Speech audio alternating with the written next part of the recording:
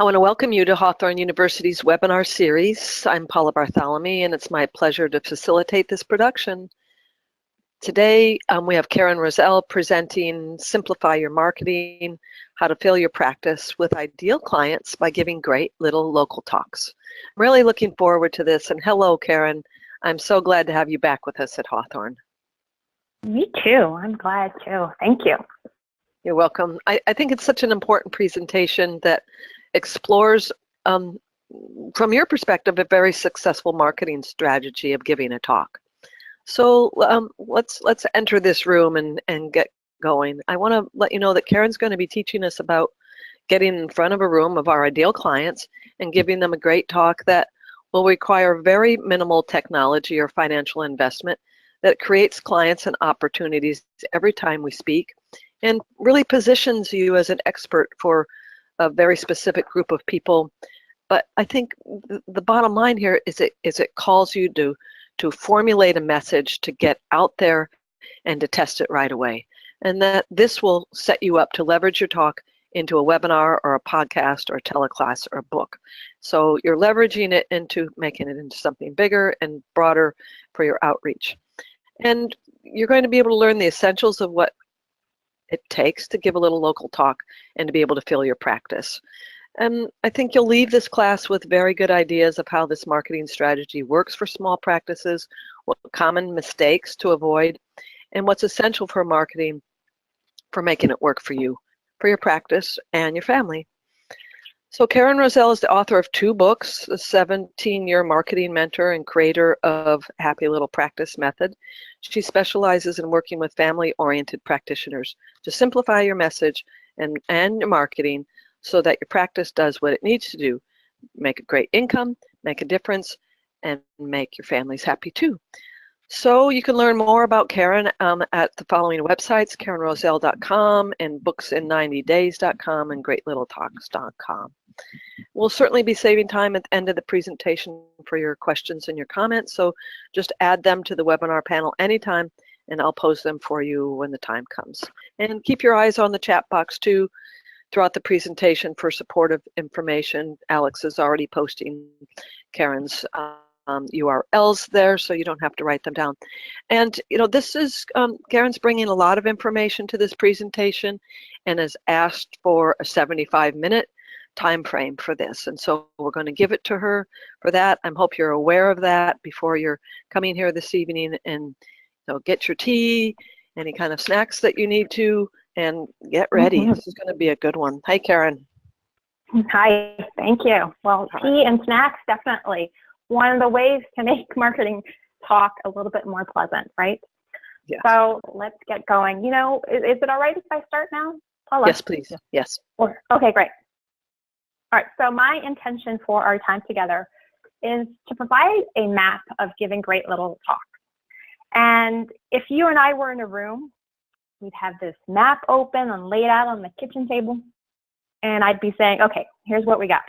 You got to watch out for that over here and over there, and there's some rocky terrain here, and this is a nice path to get you going.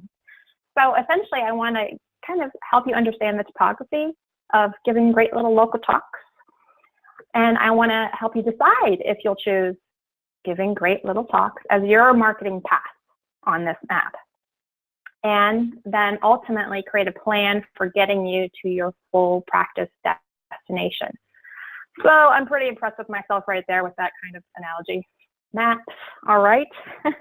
So if you want to have a good idea about how giving great little talks works, this is what we're going to do today. And like Paula said, we'll do some talks, some Q's and some A's at the end, and I'll do my best to answer your questions. So what I'm going to cover is, hey, why you might want to do great little local talks, and why I think that works really great for small practices that want to have a big impact in their clients' lives and in their income. We're going to do a little mindset. This is simply to help you discern, okay, how you might do things differently than what you might have done in the past with giving talks, or what you've seen your colleagues do. We're going to do an overview of how this works, both in the room with an audience and what it looks like in your marketing strategy including how you use your time day in and day out around your marketing. We're going to talk about different types of talks and why I recommend just one kind. And we're going to talk about where to speak and where you might be able to speak. And it might be different for each of you. Certainly there will be overlap. And then of course, I want to give you 3 simple steps to get you going in the right direction on your own. So that's what we're going to cover. That's me on a hay bale. That's what I'm doing right now. I'm sitting on a hay bale. I'm not, I'm just joking. Anyway, this is how I built my practice. I crack myself up, so humor me if you will. I started as a nutrition coach and I eventually turned into a marketing coach. But, you know, I was one of those nutrition coaches. I wasn't afraid to speak, but I wasn't like most people that I saw who really liked to speak, who really craved and yearned for that kind of attention or seemed to have loads of charisma, or you could just see that they were made for speaking. I didn't think that I was in that category. I just was willing to kind of make my practice work. Like this was my only plan. I didn't have a backup plan to make an income, so I had to make it work. And as a nutrition coach, I did all kinds of talks, many of them not great, and many sometimes embarrassing for me, the highs and the lows, you know, from lunch and learns to chambers of commerce where a bunch of old white men are falling asleep in the audience. I stood in a grocery store, you know, any opportunity to speak anywhere I pretty much took because I thought that's what you had to do. Looking back, it kind of makes me cringe a little bit. You know, I don't regret it, but I didn't know that there was another way of doing it and it was well-intentioned. But I think there's a better way, and that's what I want to talk about. A better way to give talks that feels less loud, less exhausting, and less trying to be everything to everyone. So I think that the way that I'm going to talk about giving little local talks is well suited to introverts. I am, you know, I can turn myself up and be as engaging as possible in our time together here. But left to my own devices, I'm happy to never leave my house. I'm happy to kind of just spend time sitting under my red maple tree. I'm a natural introvert. And I think a way that myself and my clients have found a way to kind of make this marketing strategy work for us is that we don't see ourselves as speakers, if you will, but more as professional practitioners, or in my case, a professional coach who happens to educate their clientele by providing this high quality experience that gives them an education, that teaches them something, that enlightens them in some way, and then invites them to do something about the problem that you're talking about. That helps me approach my marketing. I am not trying to be the most professional, polished speaker. I will, you know, laugh at myself and certainly not, you know, stumble over my words now and again. You don't have to be a perfect speaker to make this work. You can be a quiet person and make this work. And I'll talk more about that. I always come back to this strategy for a few reasons. One, it's simple, and I really love simple. Like, I feel like my life is really full, and the people I work with, you know, they usually have family lives, or they have other things in their lives besides work that they have to tend to. And so this strategy is simple enough to like really work day in and day out. And it doesn't cost much to do other than your time. And very often, a lot of the newest marketing trends are expensive to implement and require a small staff to pull off. And well, when I look at marketing that works for my clients, I'm looking for, since most of my clients at most have maybe one assistant and maybe a couple freelancers doing specific things like on their website or things like that. Most of my clients don't have a staff. So I need to find strategies that work for people who have a very lean practice, a lean business, if you will. So that's why I always come back to this. You can grow to leverage your talk using some more fancy marketing technology. I have done that. I now do webinars. I now do Facebook ads that point to my webinar. These are all things that are natural evolutions of starting with great little local talks, okay? But not where you want to start with, because they require some infrastructure, money to invest, and it's something that's a little bit, requires a bit more of a mature business, I think. So why great little local talks? Well, first of all, it's what most coaches and practitioners are already doing. But normally the way that people are already doing this is through occasional workshops, occasional classes, maybe some really nice retreat weekends now and again. And the way that I have found my clients doing this, they aren't afraid to speak. They haven't turned it into a client creating system. And what they see their talks are as a kind of one-off little scoop of cash. You know, they'll charge a little bit to get somebody's behind in the seat and do a workshop, and they haven't tied it into how do I turn this experience into clients that continue working with me for a period of time. So we want to address the frequency, we want to address the focus and the theme and what you talk about so that this can become a reliable way of creating clients. And also, most of the time I'm finding my clients are constantly creating new workshops, new talk topics. And it's really hard to perfect and get really good at one marketing strategy and get any one marketing strategy to work when you're constantly creating new content. It's really hard. So there's a way to leverage, if you have some experience with giving talks, just do it slightly differently and get better results. So that's what we're going to be doing. The second thing is, like I mentioned before, and you're going to hear me say this word over and over again, it's simple. And simple is doable. And when something is doable, you can become consistent at it. And we all know that marketing and being consistent at it is a challenge for most coaches and practitioners, healers of any kind.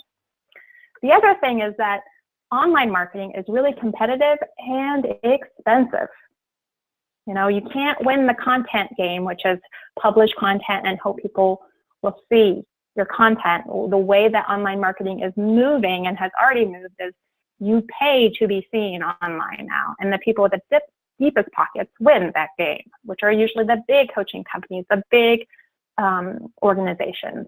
And so what do we do as solo practitioners? How do we compete? Well, we got to zig where everybody else is zagging and do what we can do. Go local instead.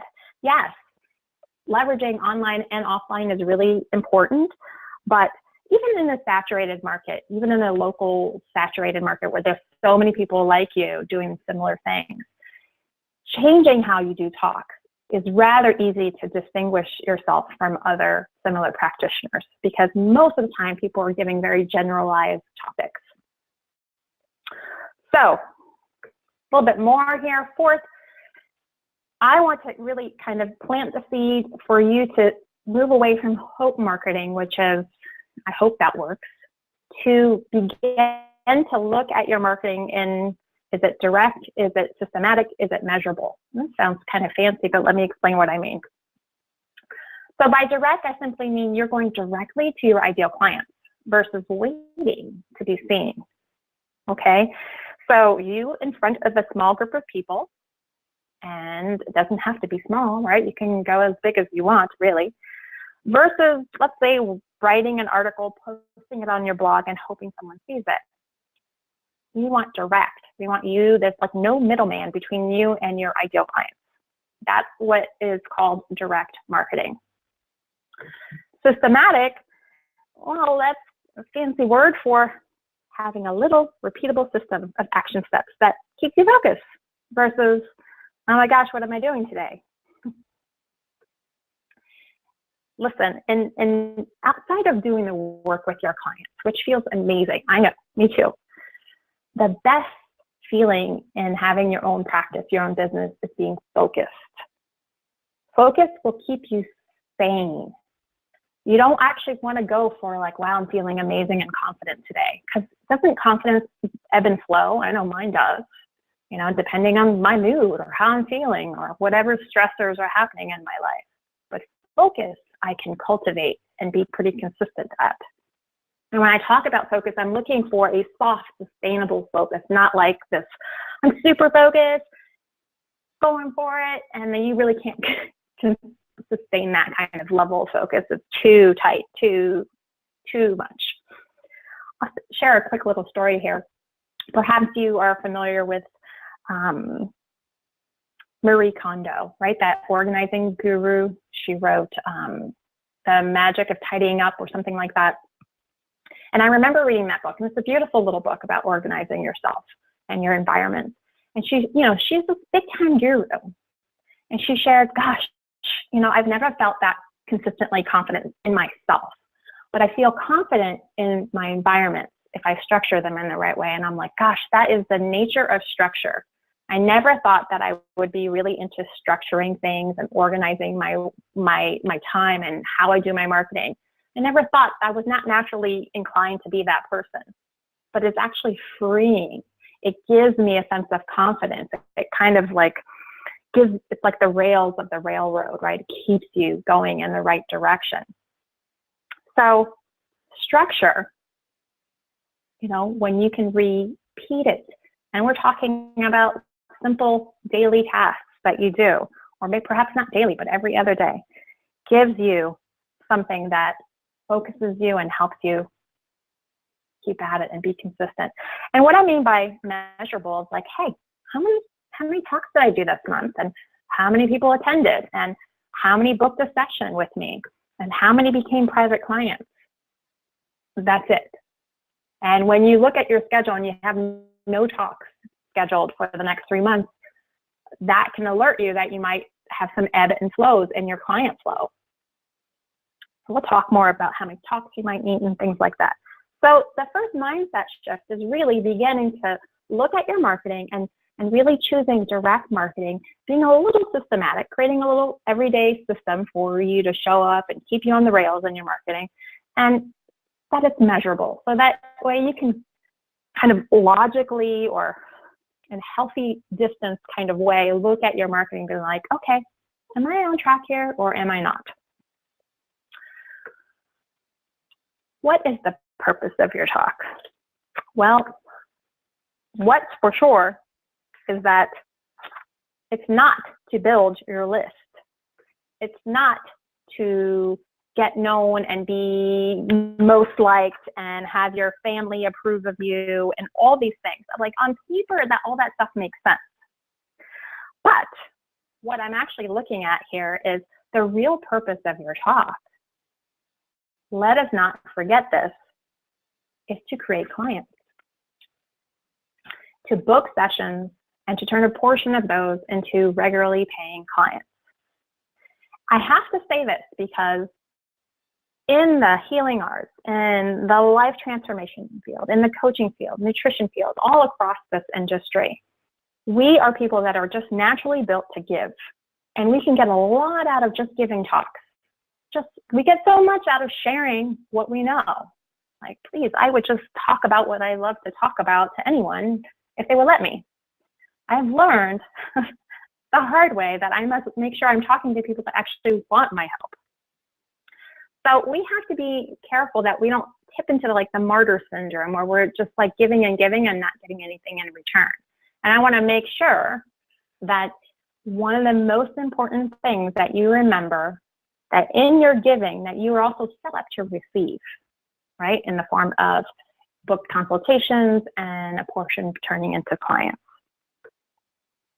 Listen, resistance is normal. I have to tell you, all marketing brings up resistance. I have to tell you time and time again that this is absolutely normal. And normally what we do when we feel a little bit resistance, what do? We change courses, right? We try a new marketing strategy. And I actually want you to not do that. I actually want you, hang on there for a second, fix what's broken. Here's how resistance shows up around giving great little talks. Let's get it really specific. Some people won't get back to you when you approach them about, hey, I'd love to give a talk at your place. Sometimes you feel feelings that make you feel nervous, or sometimes you'll feel stuck, or you'll have a talk that's a total dud, or you'll have people who won't honor their end of the bargain and cancel your talk at the last minute, or maybe you do 6 talks in a row and no one becomes a client. All of this is okay, and all of this is completely normal. You'll get better and better at this, and you'll just learn to fix what needs to be fixed, right? So that's when you're going to ask for help. You're going to tweak your approach, maybe say something different in your talk, or tweak who you speak to, but you don't want to change your strategy, okay?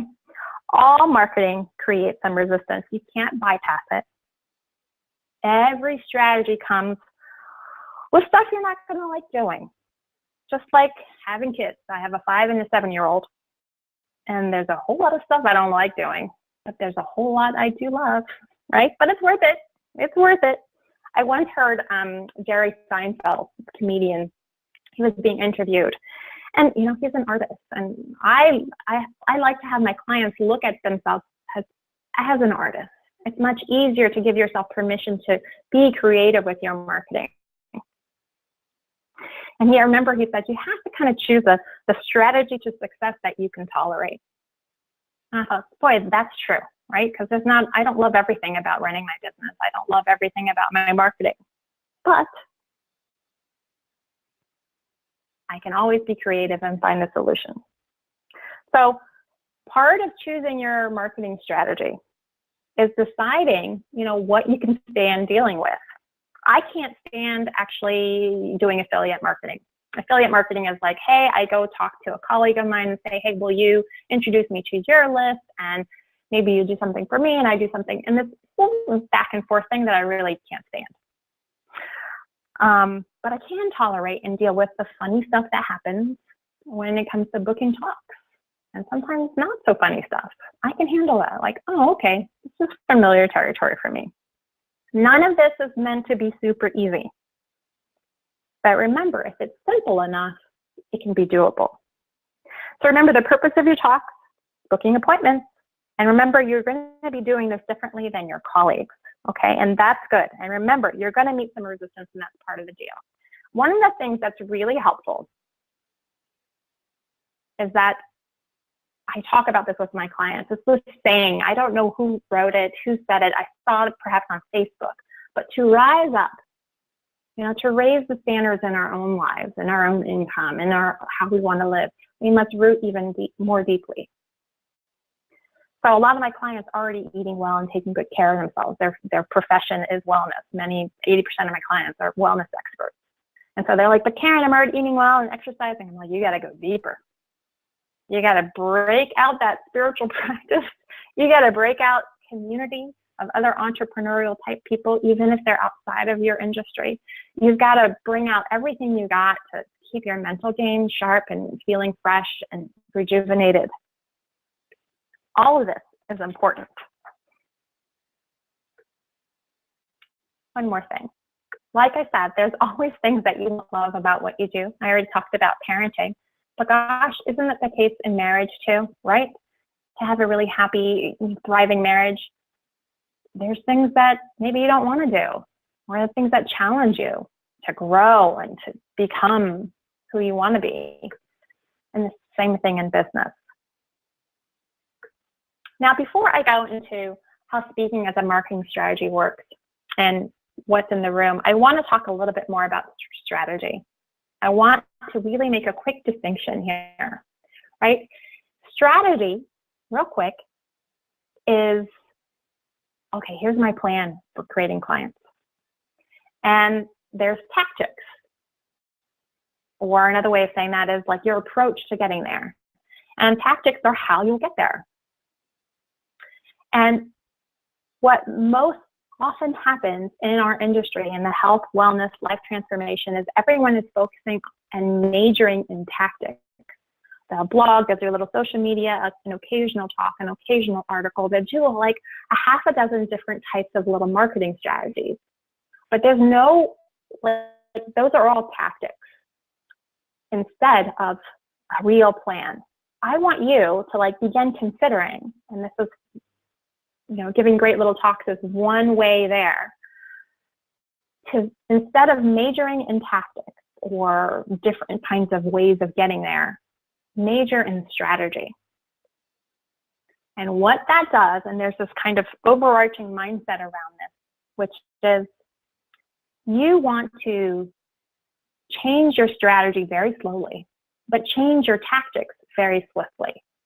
So if your strategy in this case is giving great little talks, your tactics for getting there might be like how you reach out to someone, how you follow up, and how you follow up after the talk, and perhaps how you might send a note in the mail to someone who hosted you for a talk.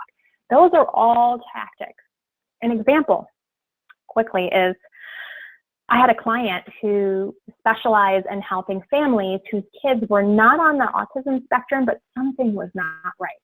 And so they were just falling through the cracks. They weren't getting the resources that the kids on the spectrum get in school and out of school. And so she knew how to help them. And we figured out that she would find these families at physical therapy centers. And she sent those emails. She reached out. She left some phone calls, and nothing was coming back. And then we figured out, it like literally wasn't working.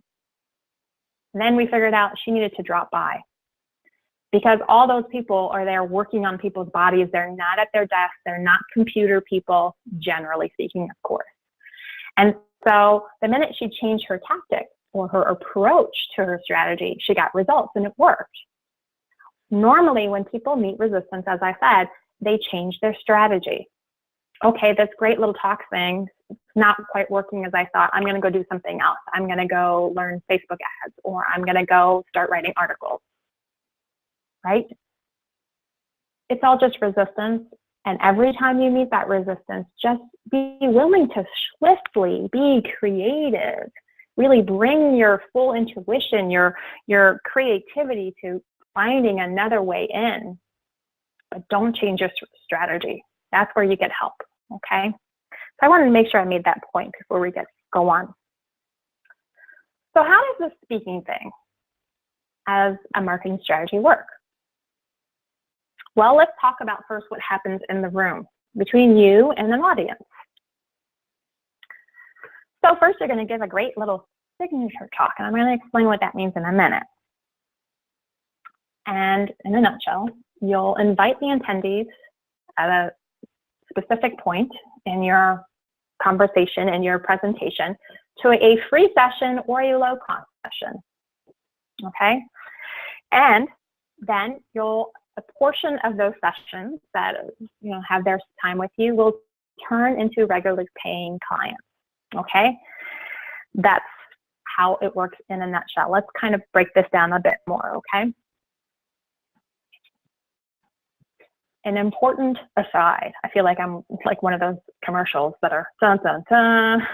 An important aside, 2 things you need in your marketing. I have to say this before we go on, okay? Is that you need one core direct marketing strategy, just one.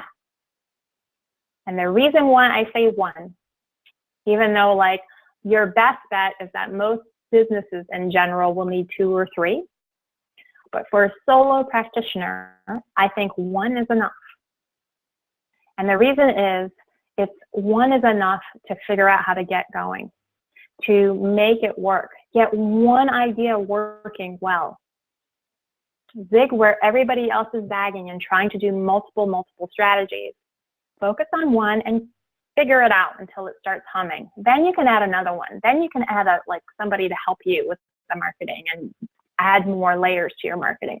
Very often you don't need more than 1, in my experience, for a small practice, right? It's different if you have a large company. And you need 1 keep in touch strategy, like writing your email list twice a month. We all need this, no exceptions, absolutely no exceptions. Otherwise we don't have a business, we don't have a steady income. But how you do it is what makes it you, right? You can make it feel friendly, authentic, real, artful by how you bring your personality, your style to how you do your marketing.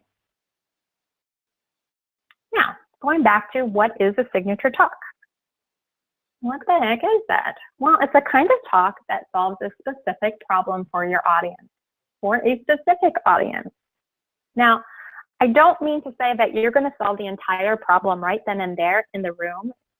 I mean, the reality is they're going to need to work with you to solve the whole problem.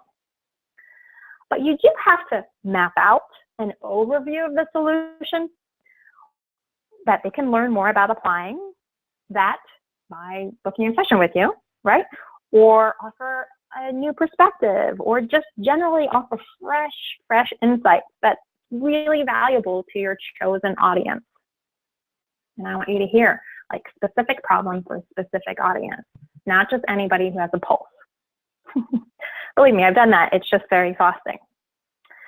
So let's keep going here. Then you're going to invite these people during your signature talk to a free low-cost session, as I mentioned before. And what you're definitely not doing is reinventing the wheel with each talk. Here's why. There are so many moving parts. This is a simple strategy, but simple doesn't necessarily mean easy. And really, no marketing is easy. It doesn't have to be complicated, and it needs to be simple and doable for you, that so you can show up and be consistent and iron out all the kinks, right? There's enough to get right with just one core direct marketing strategy, or in this case, a signature talk.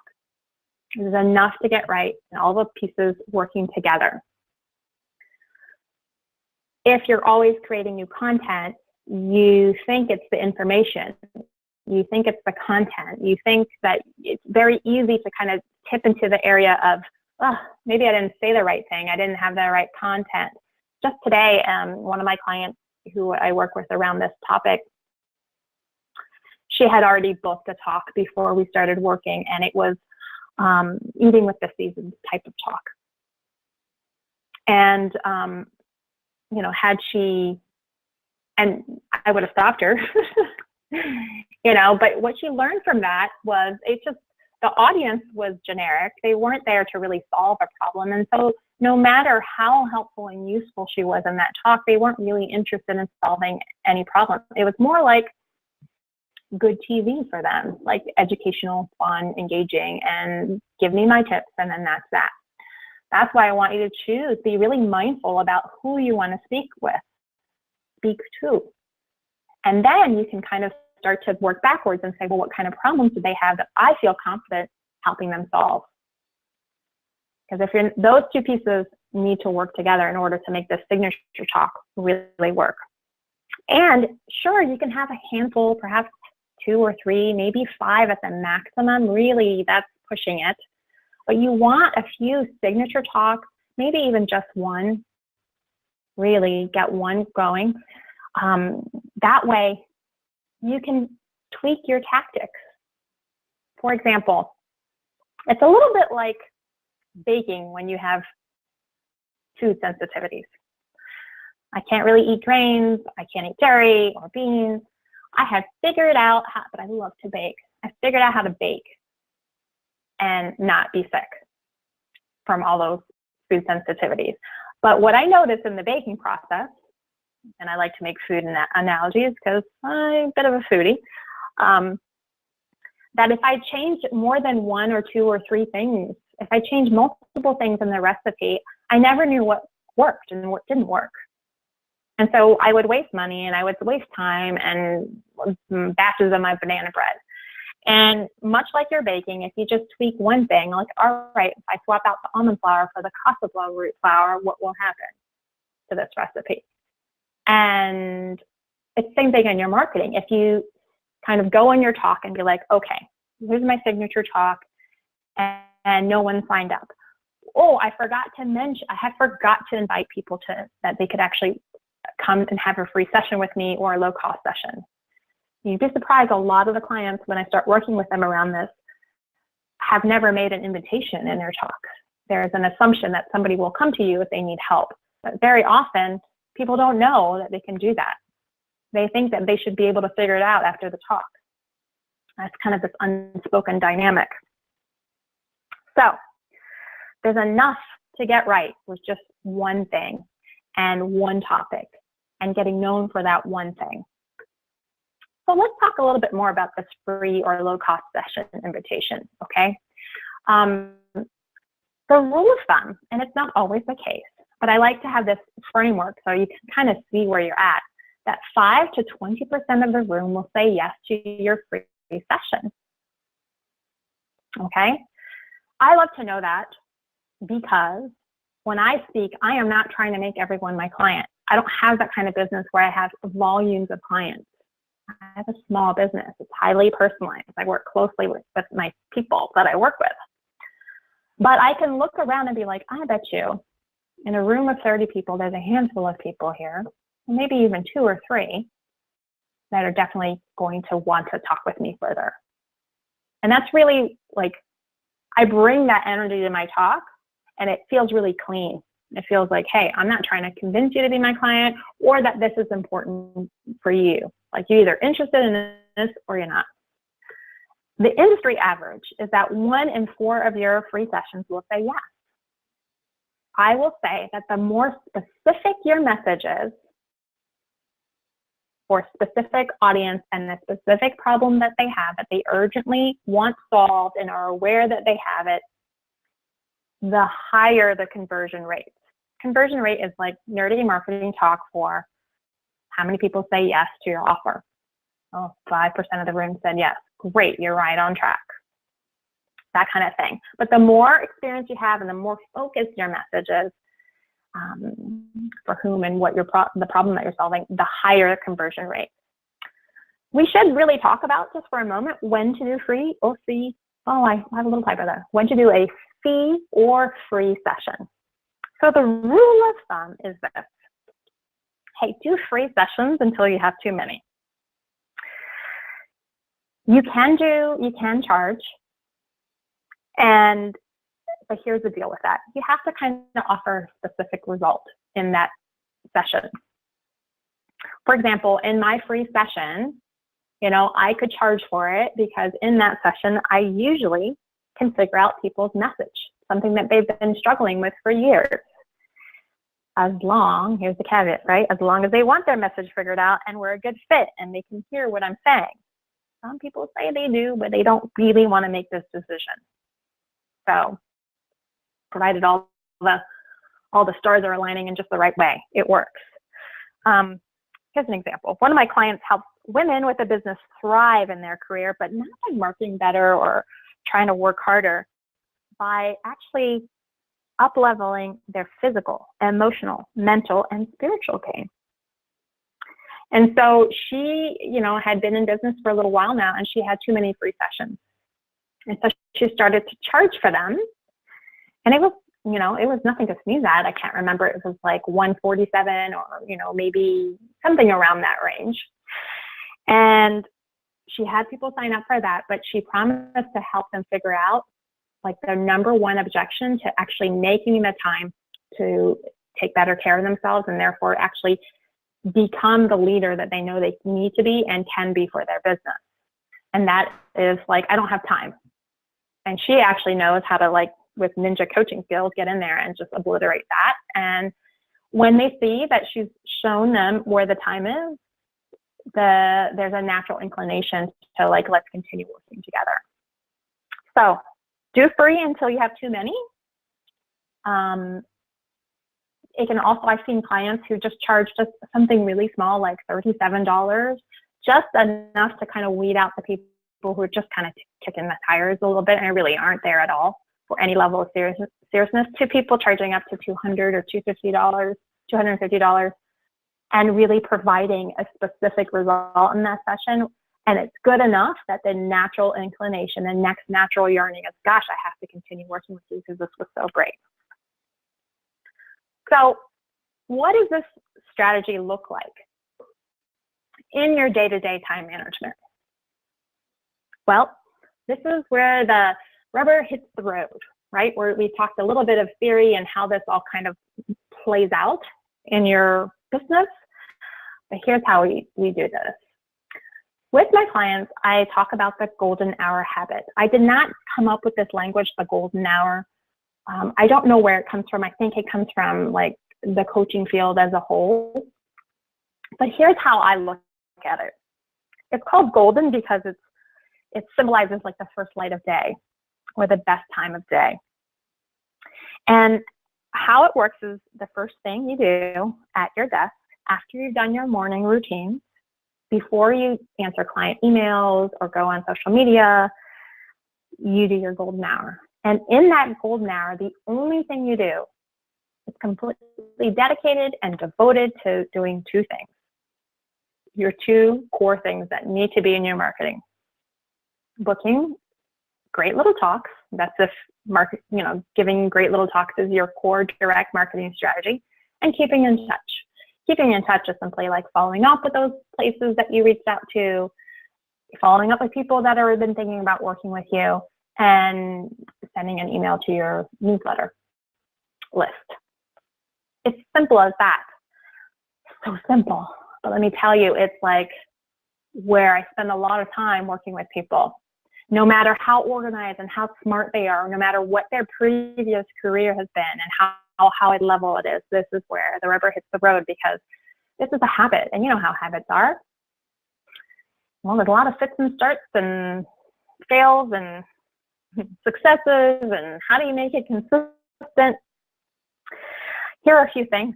You want to use a timer.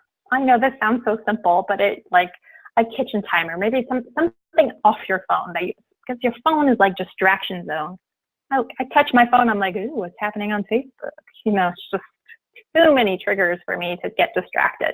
I use a good old-fashioned kitchen timer, and I set it for about an hour. And listen, if you have more time than clients, maybe you'll set aside 2 hours.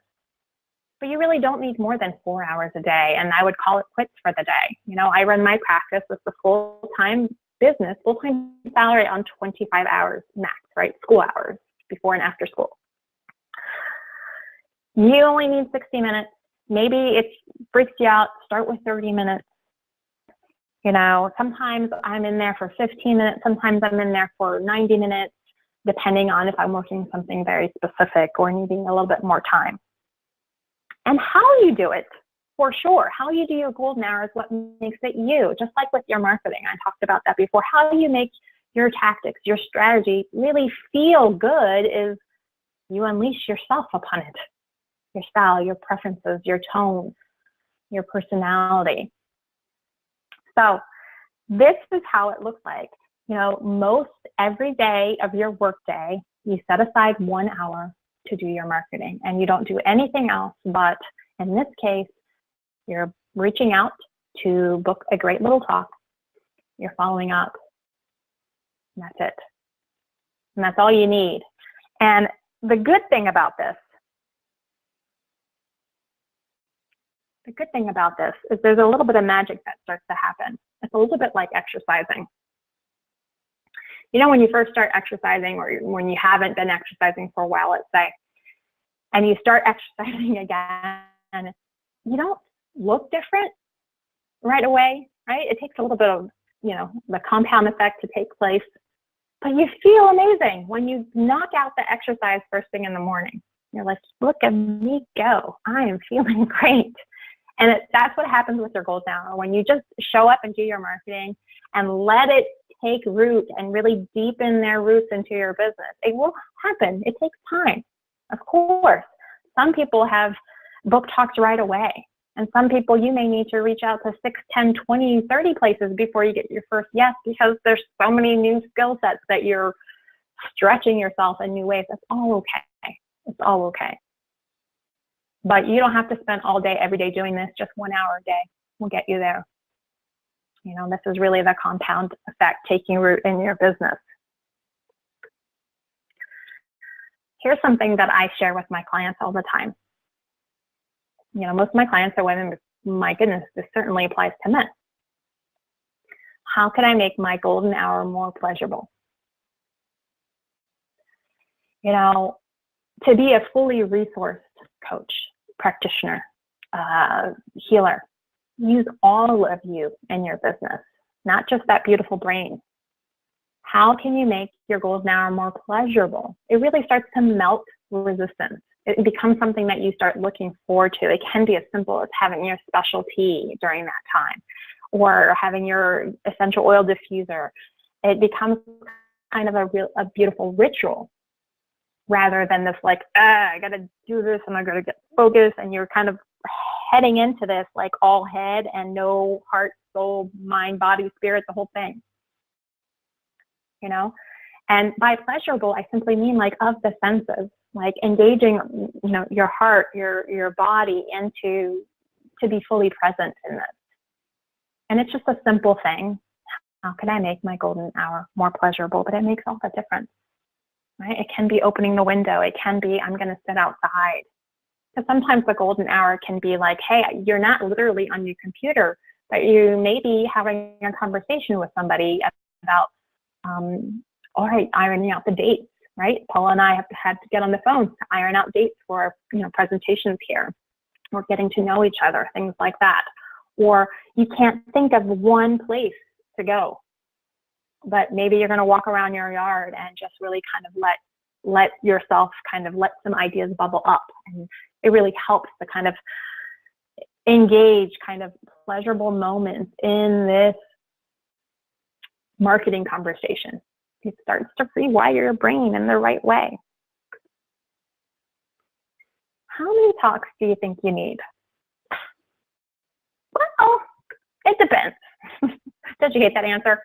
Wait a minute, I need something more concrete. Well, I'll give you something more concrete. But first, it really depends on how many clients you need, how specific your talks are, who your audience is, how long you've been in business, you know, how much experience do you have in giving talks?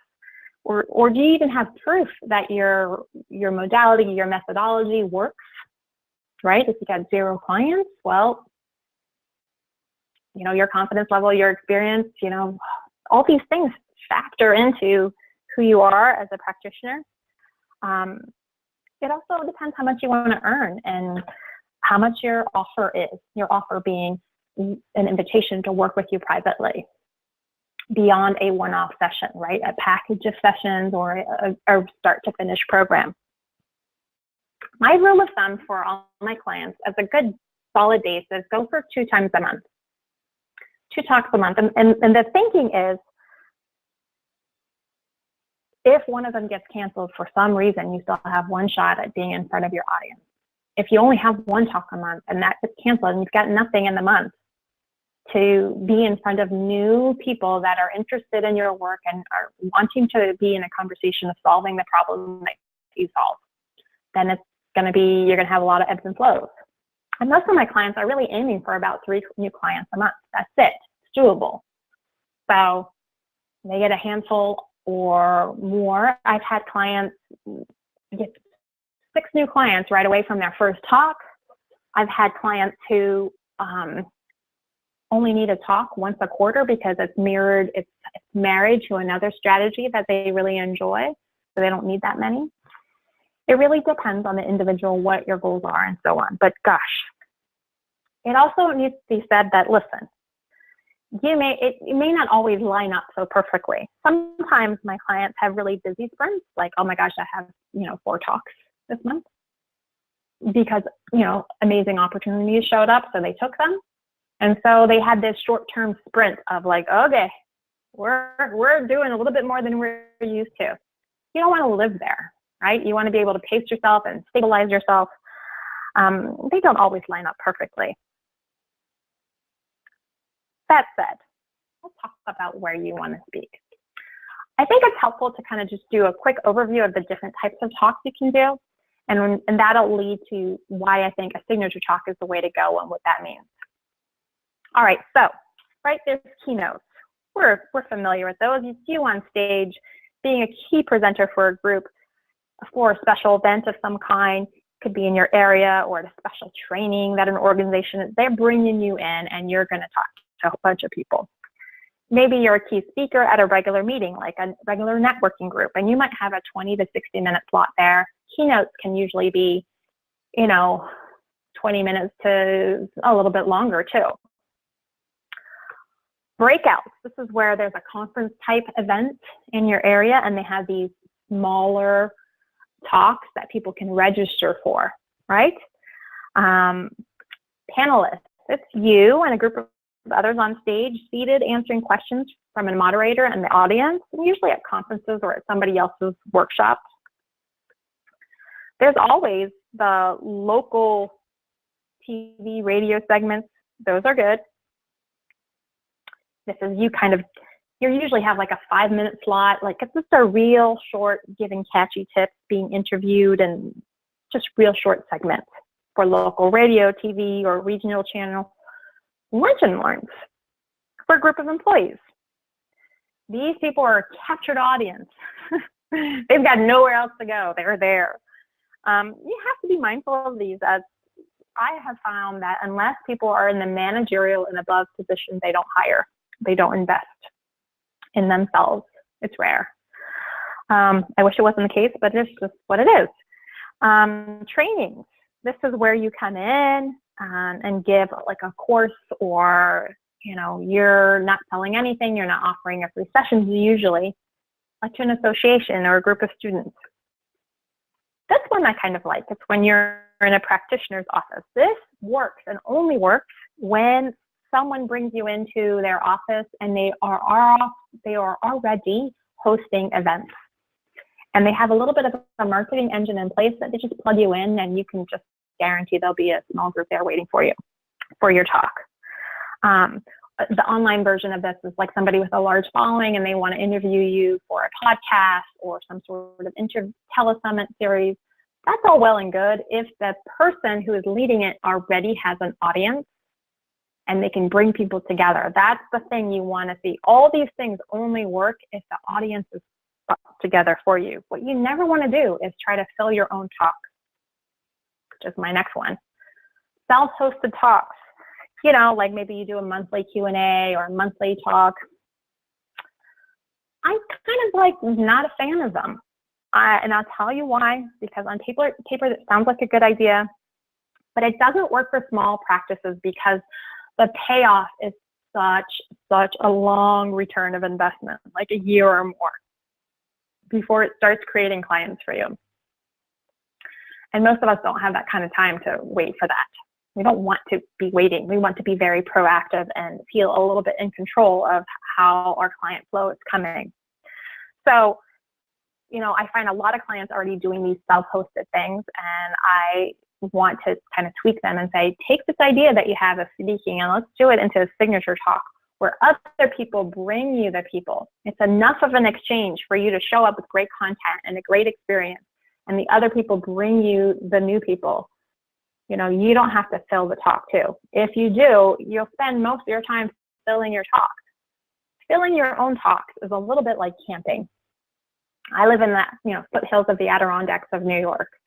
And so my husband's a big camper. And he loves to go out into the high peaks and all these adventurous things. And when he's camping, it takes like a half a day for him to prepare, because he knows that in theory, you think you can just throw a little rucksack on and see, I'm going into the nature and I'm going to have a great time. Yeah, you're going to die if you do it that way. There may be a frost. There may be a snowstorm. There may be rain. You've got to be prepared. Filling your own talks, self-hosted talks, is like going camping. Sounds easy, but it's a ton of work to get there. So I skip all that. The best type of talk is the 60 to 90-minute signature talk. Here's why. It's effective for small practice with private client base, okay? First of all, it's relationship-based marketing. You're not leading with volume of clients. You're not trying to like I was talking about in online marketing, like you have to kind of pay to play these days in terms of just to get anybody to see your stuff. But relationship marketing is like, you can zig where everybody else is zagging. Like, we can do this really well. Us kind of introverted, quieter people who love to nurture others. We can bring that love of caring for others into our marketing. A 60 to 90-minute signature talk provides a full sensory experience, meaning they get to hear you and see you and feel your presence and be in your presence. And let their spidey senses, their intuition kind of bubble up about what they think about you. It really fast tracks the decision-making process of like, do I want to solve this problem and do I want to solve it with her? It also allows ample time to make your case. You know, you provide a valuable education, you demonstrate that you know your stuff, you outline a solution to a problem, and you invite people to do something about it, right? It attracts committed clients. Shorter kind of pop in and pop out client talks, like all those other talks, they're all well and good, but I kind of liken them to drive-by talks. You're in and out, you got to be pretty amazing to kind of really make those work, which goes to my next one. This fits a boutique business model, which is what I specialize in, where you specialize in having a smaller client base, but you serve them really superbly and at a bit of a higher price point, right? And by higher price point, I mean above the average, right? I also liken like a 60, 90-minute signature talk to be like a well thought out, engaging article. You know, something that, think of a periodical, think of a paper that you love to read online, where, you know, they are really doing some high quality writing. The experience has a kind of signature stamp. It's significant. It's just not a 5-minute thing or quick 20-minute thing. And like I mentioned, those other drive-by talks, those require a higher level of sales skill. Like, to make those work, you got to be able to make your 20 minutes and to create clients from that. It requires a high level selling skill. A 60 to 90 minute, there's 2 or 3 spots in your talk where you are really planting seeds, like, hey, if you want to solve it, and 1 spot in your talk where you're like, okay, here, let me take 5 minutes to let you know if you want to have this free session with me, what that entails and how that looks. Other than that, the rest of the time, you really are focusing on educating, but you are putting in a few little pieces to ensure people feel invited and welcome to take the next step with you. And then also, it requires such a low financial investment to make this work. You know, Facebook ads requires quite a bit of chunk of change to make work. And this, a little bit of sweat equity, and you're good. So here's some examples. Here's some good examples. So what you typically see for a health professional is you might, you know, and this is a good version, right? You speak at a yoga studio, not any regular studio, the kind that has regular events, and they just plug you into their calendar. So you can guarantee that you have an audience there. Or maybe you might do a bi-monthly gig at a great local gym, and they put you on their schedule and it goes out to all their members. Or you might speak at a local physician's office that also has ongoing events, or another practitioner's office that hosts a very special fireside chat with you and their clients, and you get to share what you know. Or maybe you'll go to a group of employees during their work hours or on a break from work. All this is very good. But just notice, what makes this work is that the place you're speaking at has something going on and the ability to fill your talk with new people to connect with. Another example, good example, life coach. You might speak at a lovely cafe that hosts monthly events that are really well promoted in your community, or at a happening wellness center that always promotes their events and everybody in town knows about it, or to a group of employees of an organization that brings their employees and gives their employees ample time to attend. Let's do the better version. This is just tweaking what you might already be doing. So first, you would choose your audience rather than like, who's interested in health? Well, what kind of people you want to go for? And then you want to think about, what problem can you solve for them? And choosing your audience is really simply looking at who are your best clients, the ones that get the best results, happily pay you, and show up and do all the work. It's as simple as that. I know it's simple, but it's sometimes not so easy to see.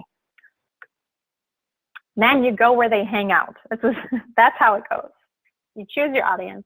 You figure out of all the problems that they have, which is the one that's the most presenting for them, the most like upfront that they're losing sleep about, and also to solve that, right? They have great success with that. You can solve their next problem. Let me give you an example of this. I have a client, and her name is Meredith, and she's an equine sports psychologist.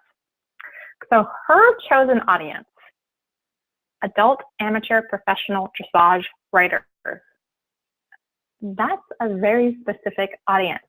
And let me tell you, we had to come to that, right? Is it hunter riders? Is it dressage riders? Is it young people who are in college riders? Or is it adults? And what I mean by amateur professional is these people are very competitive. They go to show. They have a trainer. So it's just another version of that might be the runner who runs on their own versus the runner who goes to marathons and has a running coach. Those people have a very different level of committedness, is that a new word, to their practice. The problem that they have is that their mental game is holding them back. In their training, they're feeling stuck, and they're paying a lot of money to, board their horse, to show, and to pay their trainers. Like, this is more than a hobby for these people, right? They're very serious about what they're getting out of it. So where does she speak? At a wellness center? No, she speaks at barns that have competitive dressage riders, adult ones that are actively competing at shows. And I should say, listen, she didn't start out that way.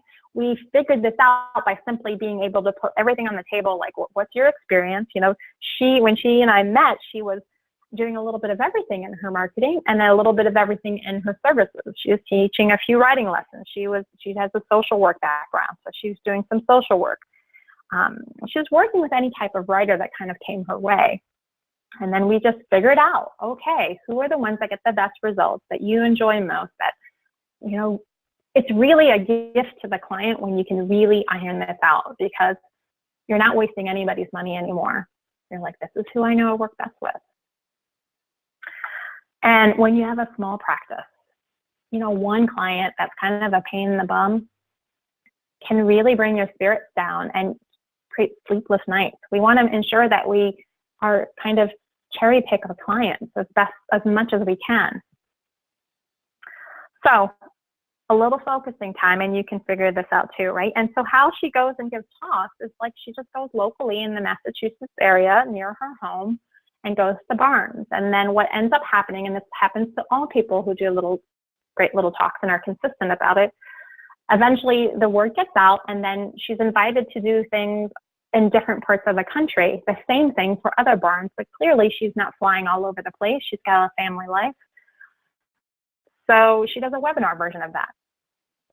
And so that's what's happening now. She's doing her first few webinars, much like I'm doing now, of the same signature talk that she provides other local places.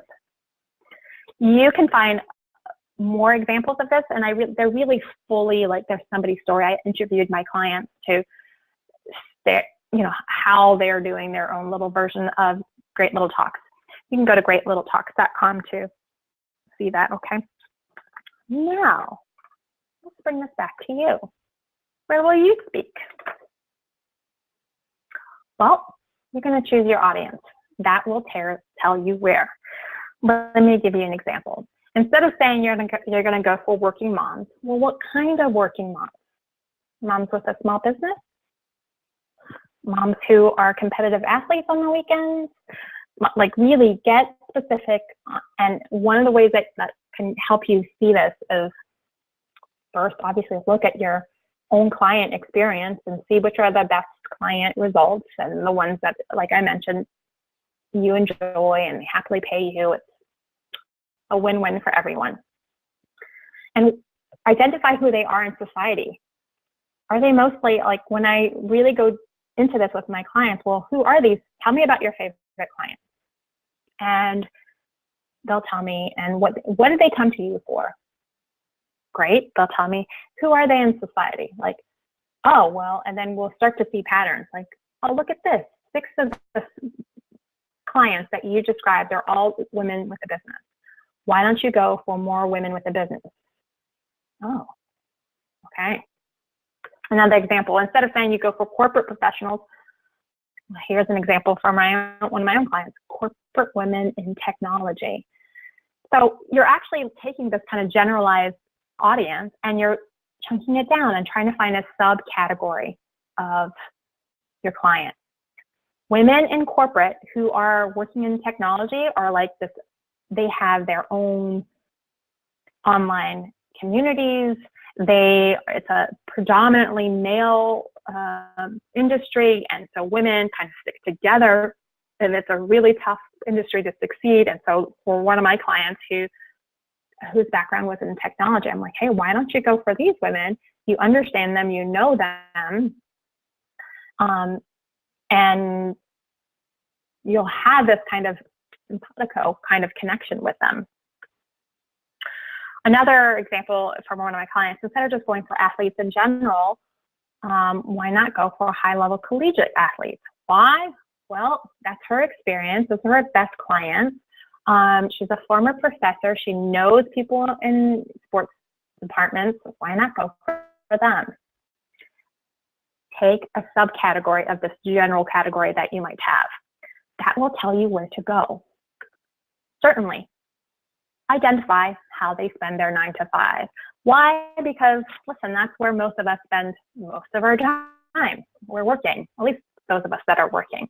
Even if it's an audience that isn't working, I have a colleague who did something special for people who, she was helping one of her clients who was starting a non-for-profit.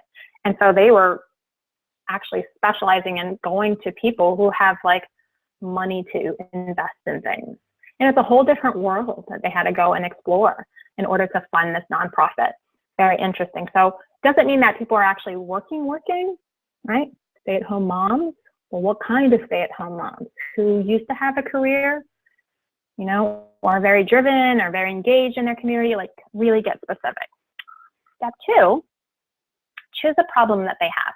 So piggybacking on these examples, if you went for moms with a small business, well, what are the problems that she has? One of them might be getting back into shape, right? Oh, she works all day and she comes home and she's got to be with the kids all day and night. It's just like, when does she make time? Solve that problem for her. Corporate women in technology and sleep issues. I mean, you could pick any other issues, but like meet them with one problem. You don't have to give them every single thing that you know in the first wave of working with you. It's a really lovely way to solve one specific problem, and they have a great result, and then they feel more confident in investing and continuing to work with you on other things that are really deep and juicy for them. Well, collegiate athletes and mental game challenges. As my client, a former professor who's starting a consulting company, well, mental game challenges when you move from a high school star athlete who's never really had to kind of work on your mental game because you were just the star, you were the best one there, and you move to collegiate athlete and you realize that you're carrying equipment and that, when your coach doesn't have the time to actually give you one-on-one help as they did in high school. They just say, get more focused or get more confident, and you don't know how to do those things. Someone like her is like a godsend, really. Okay, now here's the thing I will keep you sane. Do not make lists of places you could speak at. Some of you are like, what, Karin? Stop it. I mean it. This is like, I get my clients unstuck all the time by just reminding them of this. Don't make lists, because there will be inevitably times where you're like, I can't think of one place to go approach. And usually underneath that is some mindset stuff of like, who the heck do I think I am? And this could actually work, and all kinds of stuff that comes up, and it is normal, right? Our resistance. So we just have to work through that. That's okay. One location at a time, like keeping in line with the philosophy of keeping things simple. I have found that when you make lists of places to talk, what ends up happening is you stay in your head about things. And there's this coaching concept. It might even come from Tony Robbins. I can't be sure. When you stay in your head, you're dead. Literally, like you're dead in the water in the business field. and you want to just be willing to test more, test your ideas, just see if it works. Everything's an experiment, you know, or pretend you're a researcher, a marketing researcher. What happens if I do this? Try it. So instead of lists, during your golden hour, what you're really thinking about is like, what's the next right place for me? And you just need to come up with one. So today I was talking on a coaching call with people that I work with on doing this kind of work. She's like, oh, I'm having a hard time. I can't think of a place. And she's like, I did have a hunch that maybe I should try chiropractors. She's a woman who specializes in perimenopause and healing that for women with nutrition. I'm like, yes, chiropractors is great. Now all you need to do is just start with that hunch that you have. What's one chiropractor that you could reach out to that has some standards in place that must be met? Like, okay, that you think your ideal clients are there and that they have a little marketing engine, like they host events regularly. So it's not like this thing that they have to try to struggle to put together, and like it's a high chance that no one's going to be there because they didn't have that time to market it. So in her case, as an example, is just really find the next one chiropractor who has a website that looks like they have some events, or maybe you go through the people you know. Who do you know is a chiropractor and has events? Doesn't matter, just go with one at a time. Reach out to them, and then maybe do any follow-up with anyone, and then you're done for that golden hour. The next day, just one person, one place. It will keep you sane. It will keep things so simple. Oddly enough, the whole list-making thing does not work. Believe me, I tried. And this is based on really, what I'm saying is from 17 years of doing this kind of little talks and helping my clients with this, the listing doesn't work. But what it does create is a sense of spaciousness, a sense of kind of a nice, like enjoyable moment in your golden hour, rather than like really overly cerebral, overthinking kind of experience. So my dears, let's recap what we covered here. So I went over the map of giving great little talks for your marketing journey, if you will. We talked about mindset at different points throughout this webinar. We talked about how marketing strategy works both in the room, like the overall, like in a nutshell, how it works, but also how you use your time. We talked about the different types of talks you could give and why I think the 60 to 90 minute signature talk works best for small practices. And I gave you 3 steps to identify where you could speak, starting with identifying the audience, then the problem, and then just going for one place at a time, just one. I promise you it will make all the difference. Little mindset before we go to our Q&A. Simplicity is the ultimate sophistication. It's by Leonardo da Vinci, and it's my favorite quote for business, at least for my business. And my clients who I work with, that's what they tend to like, simple as well. Simple doesn't necessarily mean it's easy, but it is doable, right? And then you can really engage all of your resources, all the things that you do to help your mind and body and spirit be well, and really leveraging that to allow yourself to show up consistently for your golden hour. And the last thing is, when you do your golden hour, and hey, right, you get to be creative about this. Maybe it's every other day, but most days, slow it down, right? Don't lead with your head, lead with all of you. And I have found that just one a day really is more than enough, because you can show up in that email with full presence and the person feels like you're really connecting with them. It's like a real relationship building. Even if it's not a fit at all, it's a pleasure to hear from you. It's a pleasant experience, right? Listen, if you want my help with this, you can go to greatlittle.talks.com and check that out. Maybe a few of you that might speak to you. And if you're not kind of in the mood for a little group program, but you might want to talk with me, you can go to this link here, happylittlepractice.com/7. session and apply to have a private session with me. Hey, guess what? I'm modeling what I'm teaching. And I am ready to take your questions. Whew. All right, Karen, yes. I like that, culminating and practicing what I'm teaching. So very good on that. Good. Thank you for this. And yes, we have a few questions, but one of the questions that came up early is when you were talking about the golden hour and making sure that you follow up. So this is an important piece. It's like, when do you follow up and how often? Good. Okay, good. There's two parts to this. There's the follow-up that, like, I could talk about an hour for this, so I'm going to just try to be really concise. There's the first contact, right, where you're like, you're trying to get a, like, yeah, I'm interested in the idea of your talk. And so then it becomes like a series of check-ins of, I call it like trying to get people through a series of yeses. The first yes is like, hey, yeah, I'm interested in your idea, your talk, your signature talk. Great. Would you like to hop on the phone and get on and talk further about this? Yes, great. What date? These are a series of yeses that you go through.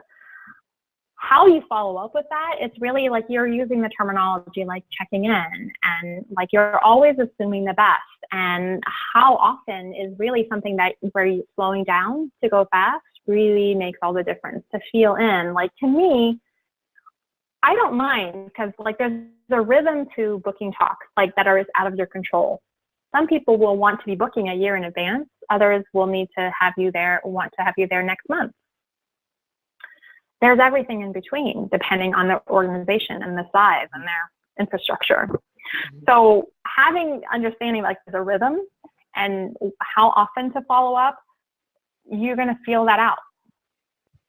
You know, you're going to feel that out and track it and be like, hey, I wrote them last, a couple weeks ago. Maybe I'll check in now. And how you do that, right? You want to do that with full presence and authenticity. And really, you can start to see that this has a real full kind of mindfulness practice. Then there's the follow-up of like, what happens after your talk? Where you might follow up with the person who brought you in. Like, hey, how'd it go? What do you think? If they loved it, would you like to schedule something again? There's the follow-up of like, oh, you captured people's email addresses, and you might send them an email that said, hey, thanks so much for showing up and for this talk. And if you'd like more help with this, a reminder of an invitation to book a session with you. So there's there's the following up part of, just getting booked. And there's the following up of like, hey, what happens after your talk? And the frequency is up to you. But one of the things that helped me around this is just really assuming the best. Most of the time, the people you're talking with are overscheduled, or maybe they're in charge of many different jobs in their organization, and to just be really patient with people. And when you know that you're just reaching out you've got kind of a little system in place to track who you reached out and when you might want to check back in, you're really approaching all these places with a sense of it's nice and clean. You're not really needing any of them because you're implementing a system. And you're moving along to the next one, and you're checking back in with people. And it's nice like that. There's no pressure on for you or for them. No, that was very well detailed. One of the concerns that came up to me is around when and how often. Is if you've booked a talk and you're seeing you want to see how many people have signed up, and you call them every day. How many people? How many people have signed up? Is there anybody yet? We can be too eager, and I think it comes back to going slow and staying calm and being in integrity and not expecting the best, but not being so overly concerned with is it going to fill? Well, here's the way that I solve that. Like, at least there's as much as you can solve it. One is that when you are booking talks, you are also like, there's a part of the final phase of that where you're in agreement with, this is what I'm going to do, and this is what you're going to do. And you're also going to places that have a system in place for filling their talks. So then you don't have to oversee them. It's just like you might check in like a week or so before, hey, they might check in with you, but they've committed to a series of actions that they've already have in place to fill that talk. That removes a lot of this kind of like, I hope there's going to be people there, because you know what, it is a kind of a yucky feeling to like be prepared and there's like 3 people in the room. So go for places that already have a system in place for having events. That helps a lot. And a lot of times it takes a little bit of discernment to figure out the ones that really have it together versus the ones that kind of look like they have it together. And the ones that kind of have it together don't consistently. They're like, oh, whoops, I forgot to send a newsletter. That kind of stuff. That's just, okay, fine, but you don't go there again. Okay, thank you. Leslie has a good question about how do you get in the door to all these places that you mentioned, excuse me, if you're starting out and you don't really have a reputation yet? Well, you choose your audience, who you think that you most are, let's say that, I'll just make up an example. Let's say that you came from corporate and you were starting a health coaching practice and you have a sense that, gosh, I think I could do really well in corporate. So then you might start with somebody who you know, and one of the ways that I teach, like how you make that first contact is, it's short and sweet, but you also lead with the title of your talk and the subtitle. And that's why it's really important that your title is really relevant and not just kind of vague. So it really is clarifying for the receiver, like, oh, this is good. And it's okay if you're brand new. It's totally fine, because it doesn't matter. You don't have to come with client experience, but you can be like, I'm an educator and I have this topic. Would you like this? Right. So a follow-up to this question is, are you suggesting that we cold call or just show up at the door to a bunch of these businesses that have our ideal clients? I really don't recommend that. I think there's only like a very small percentage of people that can do that without making other people feel creepy. Like, and those are the people that are, maybe each of us here can think of 1 or 2 people in our lives that everywhere they go, they just make friends and they're just chatty and everyone loves them. Most people aren't built that way. And so what I recommend is always starting with an email. Don't pick up the phone, especially in our text kind of world that we live in. Start with a short and sweet email that essentially says, hey, I noticed that you're doing these cool events. I wondered if you might be interested in this topic. You insert your title and subtitle, and it better be really good and relevant. Might you be interested in something like this? You're just trying to get the first yes. And then it's appropriate. Like if you don't hear back, then you might do something like, oh, I thought I'd resend this because it's likely that it got lost in cyberspace. Always assume the best in people. Always take responsibility. Assume that it was you. Oh, maybe my email got stuck and didn't go. That kind of thing. And then it moves on to like, yeah, maybe they don't have time to think about this right now, or maybe that's fine. Then you check back in later, or maybe they're like, yes, I'm interested. And then it becomes into, again, you're moving along the conversation. But no cold calling. I find that, especially even doing that on social media. Like on social media, you can bypass all these kinds of protocols. And I know I don't particularly like it when people, I don't mind people I know, but it can be you can easily trigger people when you bypass protocols. And I think just sending an email is a lovely way to start the conversation. We were talking about this before we went live about that this really takes courage. It's to be your authentic self, to have integrity, but it takes knowing your skill set and being bold to put yourself out there. And I think that comes back to one of your first slides is we need to be well grounded in ourselves and in our approaches to go out with this. Um, my question is, this whole presentation is framed about little talks, and you're framing this as a little talk at 60 to 90 minutes. So what's a big talk? That's a little talk. I mean, 60 Well, I to think 90 minutes is a main venue. It's a keynote presentation at a conference. So, well, I guess I would say the distinction I mean is that, 20 or 30 people in the room. yeah. So there's like in the marketing field, you just can scroll through your Facebook feed. There's so many kind of like lots of marketing things. I know I'm being marketed to all the time. And a lot of it is very like, get your brand to talk. And it's very like become this kind of guru thing. And I just think like at some point it's maybe appropriate for some people, but most coaches and practitioners are really not built or that interested in running this empire. Mm-hmm. And that we can really, it's enough for us. And by little talks is like, hey, 6 people in a room, or 20, 30 people in a room is enough. You don't need 300 people events. Right. But it's still a significant talk.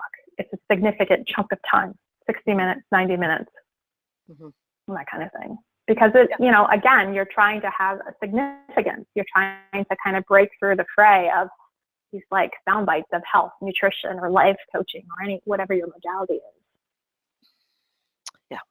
I agree. And in small groups like this, it's very intimate. You can get personal. You can really draw people out and almost have a talk be somewhat conversational at some point. I was at a conference once, and there were breakout sessions, and there was a mix-up in scheduling.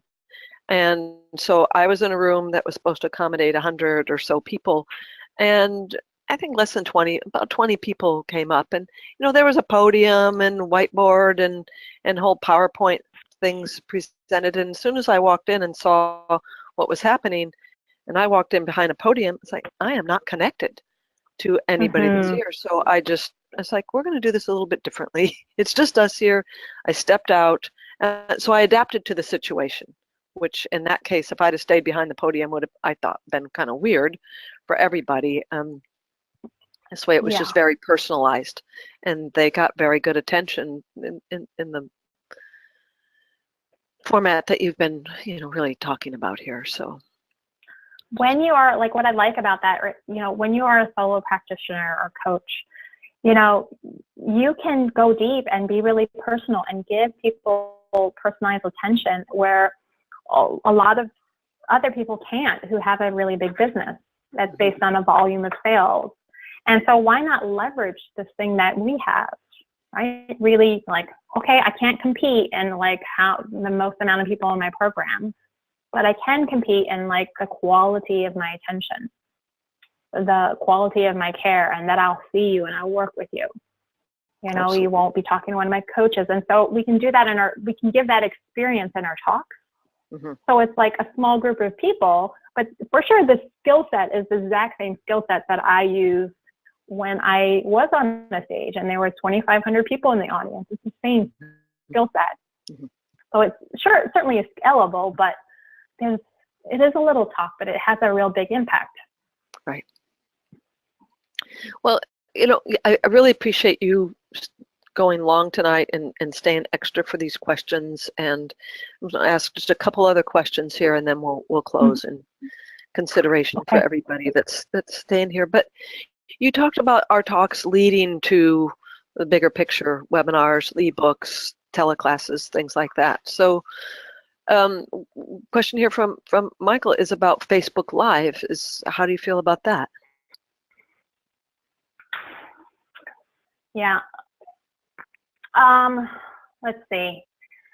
I think that is a nice extra.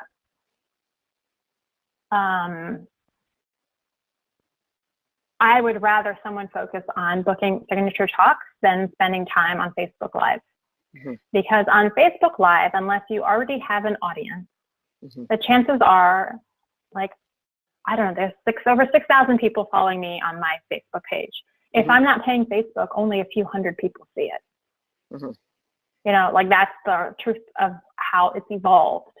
So the way that I see it, like the way that you can leverage you have a signature talk that has focused who you go for and what you'll say to them. Snippets from your talk can become these like 2-minute Facebook Live things. Yes. Or Facebook posts, or you know, a 20-minute little speaker slot somewhere. Like, you take chunks of your signature talk, right, and go deep for a minute or two in your social media or in these smaller talks that have less of a significant stamp of time or quality of your time. So it keeps you focused. But the way I teach my clients is like, first and foremost, you do your core marketing strategy and your keep in touch, and only then can you do your other like Facebook Lives and Facebook posts, because those are supportive strategies, meaning they rarely stand alone to create clients unless you're paying Facebook. Yes. Or you've already built an audience. That's right. So it's a good add-on. It's a good extra that your suggestion. You need to build up to move into a webinar or a Facebook Live. Okay, thank you. It's like really good responses and good questions, everybody. I'm going to close this out of this and remind you that we recorded this and it'll be available on our website under archived webinars in just a few days. And if you want to learn more about the courses and programs that Hawthorn has to offer, and you want to know more first, please visit our website for more detail. And when you're ready for more personalized attention, then Kathy McDermott is our Director of Admissions, and she's readily available for you. A reminder that there's a survey to fill out after the webinar ends. I appreciate your feedback about this presentation and what you'd like to hear about in the future. And just let you know, we'll put our eyes on that for sure. Then I want to invite you to join us for our next webinar. It's on Tuesday, November 7th, when we have naturopath Christy Tompkins, and she's going to bring us the latest functional medicine information on thyroid hormone health. We'll start that promptly at 4 o'clock Pacific time, and I'll be here. I hope you will too.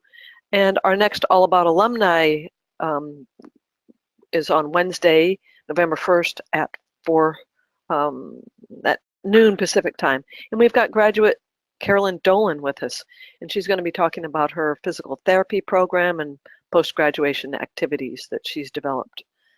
All right, everybody, that does conclude today's presentation. Thank you again, Karin. Thank you for having me. I appreciate it. Thank you. Yeah, it's a pleasure to have you back. And so thanks everybody for sharing this educational experience together. I wish you all the best of health, and I look forward to learning more at Hawthorn University's webinar and All About Alumni series. Until our next ones, take care, everybody.